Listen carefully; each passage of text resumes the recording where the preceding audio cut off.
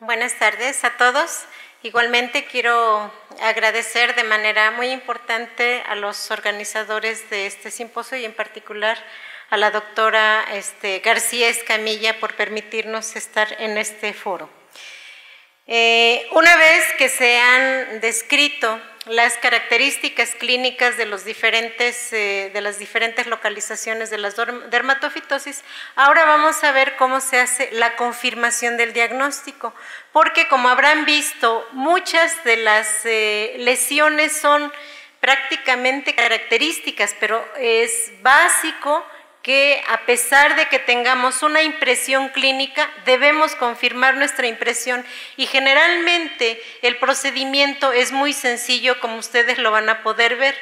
Lo primero que tenemos que hacer es hacer una buena toma de muestra y esa toma de muestra, considerando que las lesiones son superficiales, pues es relativamente fácil. Podemos tomar muestra a partir de la uña, en donde obtenemos una buena cantidad de escamas de ella, o bien incluso de cualquier parte de la piel, sea lampiña o sea cabelluda. Si es de la cabeza, pues debemos obtener esos pequeños pelitos que están cortados en el área pseudoalopésica o a veces alopésica de la lesión, y es muy importante tener una buena cantidad de muestra, porque tener una buena cantidad de muestra nos va a permitir hacer los exámenes directos que podamos, o los cultivos en diferentes medios, para poder confirmar la etiología o por lo menos confirmar que se trata de una dermatofitosis lo que estamos enfrentando. Los procedimientos de laboratorio típicos que se realizan en el laboratorio van a ser básicamente dos: el examen directo y el cultivo. Para el examen directo es básico tener las escamas de piel o de las uñas, o bien el pelo, que son las partes afectadas, y las podemos procesar principalmente con hidróxido de potasio en diferentes porcentajes, que pueden ser desde el 10 hasta el 40%, o incluso con negro de clorazol. Y en estos especímenes lo que vamos a buscar son filamentos, si es que son escamas lo que estamos tratando, o bien esporas en el pelo, aunque en el pelo a veces también encontramos filamentos. Y respecto al cultivo, nos va a ser útil para determinar el género y en muchas ocasiones la especie del dermatofito que nos está causando la enfermedad. Y en este cultivo debemos hacer una buena identificación de la colonia, es decir, definir bien su morfología de la colonia, y una vez que vemos que esa colonia es compatible con algún dermatofito, pues ahora procedemos a hacer un examen microscópico con azul de lactofenol, y lo que vamos a buscar son las diferentes estructuras de conidiación que van a caracterizar a cada uno de los agentes causales. Afortunadamente, como ustedes lo vieron en la exposición previa, son pocos los agentes causales y en consecuencia eso nos facilita el trabajo en el laboratorio. En el examen directo de las escamas procesadas con hidróxido de potasio, ustedes lo que tienen que buscar es la presencia de estas estructuras filamentosas que nos están indicando que hay un hongo ahí que está creciendo sobre esas escamas, y generalmente son estructuras que están perfectamente ramificadas. En ocasiones, sobre todo cuando las escamas o el dermatofito ya tiene un buen tiempo en ellas, pues esos elementos hifales se van a fragmentar y podemos observar los artroconidios en estas escamas. Entonces, cualquiera de esas estructuras es lo que vamos a buscar en escamas procesadas con hidróxido de potasio. Si la estructura parasitada es el pelo, entonces podemos encontrar estas imágenes. Tenemos aquí la columna del pelo, ¿verdad? Y espero puedan apreciar estos elementos que son las hifas del dermatofito que están creciendo sobre la superficie del pelo. Estas hifas también se fragmentan para formar conidios, y esos conidios pueden quedar en la superficie solamente del pelo o pueden estar dentro de la columna del pelo. Pueden apreciar aquí cómo hay una gran cantidad de pequeñas esporas que están parasitando el pelo. A veces se pueden encontrar las esporas que están formando incluso una capa en la parte exterior, pero también hay en el interior de este pelo las estructuras. No siempre las esporas están dentro del pelo, sino pueden encontrarse fuera de él, y eso nos está hablando del grado de parasitación no solamente del pelo, sino también de las escamas de la piel cabelluda. Respecto al cultivo, el cultivo va a ser generalmente típico en cada una de las especies que vamos a identificar, siendo Trichophyton rubrum la especie más frecuente. Pues aquí les muestro algunas imágenes. En Trichophyton rubrum hace un tiempo se consideraba que era típica la producción de pigmento rojo vino, sobre todo en el reverso de la colonia. Sin embargo, de acuerdo a diferentes autores, se ha establecido que existen diversas variedades en las cuales no siempre es evidente un pigmento rojo vino, sino puede haber pigmento amarillo, un pigmento melanoide, que en este caso está en esta variedad melanoide, o puede haber un pigmento amarillo, y lo cual nos identifica a las diferentes variedades. Generalmente estas variedades pues son frecuentes inclusive en la población mexicana, en que hemos hecho algún estudio de este tipo. Entonces, Trichophyton rubrum, es cierto, la colonia es blanca con un pigmento rojo vino, pero pueden encontrar otras variedades diferentes. Trichophyton mentagrophytes se caracteriza particularmente en el primo aislamiento por formar colonias blancas que tienen un aspecto pulverulento, como lo pueden apreciar aquí, sea en agar dextrosa saburod o incluso en agar tierrapelos. También se pone en evidencia el aspecto pulverulento de estas colonias. Una colonia blanca con aspecto pulverulento nos identifica a un Trichophyton mentagrophytes. Respecto a Trichophyton tonsurans, las colonias pues son un tanto diferentes, pero no tanto. Sobre todo aquí vemos colonias que están plegadas, tal vez con un aspecto cerebriforme. Lo mismo acá, son blancas y cerebriformes. Generalmente en el reverso no forman pigmento, aunque a veces algunas pueden formar un pigmento amarillo en el reverso, o incluso un pigmento también rojo vino está descrito en la literatura, pero lo más común es esto. Respecto a Microsporum canis, es característica esta colonia, colonias blancas que tienen un pigmento amarillo bastante evidente. Ahí está el color amarillo que describen como amarillo limón, pero vean, en el primo aislamiento realmente es súper evidente esta producción de pigmento y ese aspecto de filamentos gruesos que forma esta colonia.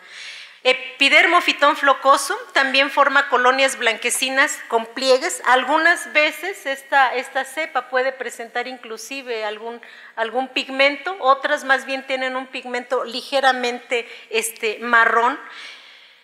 Y microscópicamente, si consideramos al género Trichophyton, generalmente lo identificamos por la formación, por un lado, de diferentes conidios, o sea, una gran cantidad de conidios, pero también cuando se llegan a presentar o a formar, se pueden observar estas estructuras que son macroconidios verdaderamente grandes, que son de superficie lisa y que presentan diversos tabiques. Esto es lo típico de un Trichophyton. Ese tipo de macroconidio, si lo llegamos a observar, podemos considerar que se trata de un Trichophyton. Ahora, considerando las diferentes especies de Trichophyton, el más común, Trichophyton rubrum, microscópicamente en un examen directo con azul de lactofenol, lo que lo caracteriza es la presencia de estos microconidios piriformes que están alternados a lo largo de la hifa. Prácticamente son en forma de lagrimita alargada, ¿verdad? Muy, muy bonitos. Es muy difícil encontrar macroconidios en estas cepas mexicanas, pero bueno, hay algunas que los llegan a producir. Y en el caso de Trichophyton rubrum, de Trichophyton tonsurans, esta cepa es un tanto diferente a los demás trichophytones, porque en el primo aislamiento generalmente se forman hifas bastante irregulares en su diámetro, se forman hifas gruesas, algunas estructuras globosas, en otras se ven los conidios también de forma de perita, y cuando se llegan a formar macroconidios, pues también se ven esos macroconidios de paredes lisas y con algunos tabiques. Vean, los conidios son abundantes y desde luego es evidente estas hifas gruesas, tortuosas, y en algunas ocasiones se considera que la presencia de estos conidios en distribución de Cruz de Lorena puede identificar de manera típica a un Trichophyton tonsurans. Finalmente, el tercer tricofitón es Trichophyton mentagrofites, que se caracteriza por formar grupos de conidios muy abundantes como las demás especies de Trichophyton, y además característico es la formación de estas hifas en espiral. Una vez que se tiene esta morfología, estamos prácticamente seguros de que se trata de Trichophyton mentagrofites.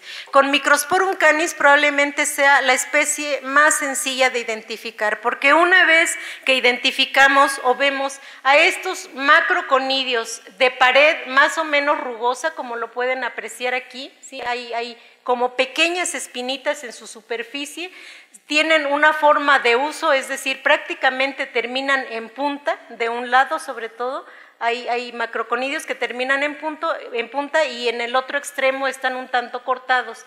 Tienen una pared muy gruesa y desde luego sus tabiques también son gruesos. Esta morfología es inconfundible. Una vez que se ven estas estructuras, pues ya estamos prácticamente 100% seguros de que se trata de un Microsporum canis, y desde luego sí forma microconidios. Aquí los pueden apreciar un tanto hialinos, pero aquí están. Pero una vez que se ven esos macroconidios, realmente ya a los microconidios ni los tomamos mucho en cuenta. Finalmente, Epidermophyton flocosum, microscópicamente se caracteriza por formar macroconidios un tanto anchos, ¿verdad? Sobre todo de un extremo. Generalmente se forman como en racimos, y en este caso, efectivamente, la gran mayoría de cepas de Epidermophyton flocosum no forman microconidios, solamente macroconidios en racimo, en forma de raqueta, y eso nos identifica a Epidermophyton flocosum. Otro procedimiento que se puede utilizar para el diagnóstico de las dermatofitosis es la histopatología, pero ojo, aquí solamente este procedimiento está indicado en el caso de las dermatofitosis inflamatorias. Para hacer el diagnóstico de una dermatofitosis superficial, este procedimiento invasivo no es necesario, solamente para las formas inflamatorias profundas. Y vemos aquí los filamentos que están afectando la capa córnea de la piel. Aquí están estas estructuras oscuras con una tinción de paz acá y de grócota acá. Entonces, este procedimiento solo se reserva para algunos casos, digamos, graves de dermatofitosis. Finalmente, ¿qué hay respecto al diagnóstico molecular? Con estas imágenes que les he presentado, realmente uno consideraría que no se requiere de hacer biología molecular para hacer identificación o diagnóstico de una dermatofitosis. Sin embargo, con el argumento de aumentar la sensibilidad y la especificidad en el diagnóstico, ustedes pueden revisar la literatura y hay muchos grupos de investigación que la han aplicado. Para ello, lo más que están utilizando son escamas de piel o de uñas, y a partir de ello directamente hacen algunas modalidades de PCR, que es la técnica molecular que más se ha utilizado. Probablemente la que más atención ha llamado es la PCR en una modalidad de ELISA, uniplex, y esta técnica identifica prácticamente a todas las especies de dermatofitos que nos interesan. En una revisión sobre este método encontramos que hacen un estudio comparativo con un tipo de morfología, ¿sí?, con el cultivo y con la PCR ELISA, determinan la sensibilidad y la especificidad de cada uno de estos procedimientos, y se ve que en este caso de la prueba morfológica tiene un 80% de sensibilidad contra el mismo de especificidad. En el cultivo, que solamente se evalúa la sensibilidad, la aumenta a 82%, y en el caso de la PCR la sensibilidad aumenta a 85%. Con esto, pues bueno, vemos que realmente la diferencia no es tan grande respecto a los procedimientos que utilizamos de manera tradicional. Existe otra modalidad de PCR, que es la PCR multiplex, en la cual en la mezcla de reacción se ponen primers para todas las especies que ustedes pueden ver aquí, y es cierto, nos puede identificar algunos dermatofitos, pero también nos puede hacer identificación de cándida a nivel de género y de Aspergillus a nivel de género. La PCR tiempo real se ha estudiado, sin embargo, se sabe que presenta un gran número de falsos positivos, identifica a múltiples patógenos, no solamente a dermatofitos, pero esta identificación la hace de manera no simultánea, es decir, si queremos identificar diferentes géneros y especies, tenemos que hacer diferentes pasos de PCR tiempo real, y por lo tanto se recomienda que se debe pensar o razonar muy bien en qué caso se puede hacer la PCR tiempo real. Por lo tanto, con estos escuetos datos que les doy sobre el diagnóstico molecular, se recomienda no abandonar el procedimiento de diagnóstico convencional. Finalmente serán aquellos que se dediquen al diagnóstico de laboratorio, será a ellos elegir si prefieren ver la morfología de los hongos para identificar a un dermatofito o quieren ver banditas, ¿verdad?, en su laboratorio. El primer procedimiento les lleva más tiempo y relativamente poco dinero, contrario a lo que sucede con los procedimientos moleculares, que llevan efectivamente poco tiempo, pero se quintuplica prácticamente el costo. Eso es todo, muchas gracias.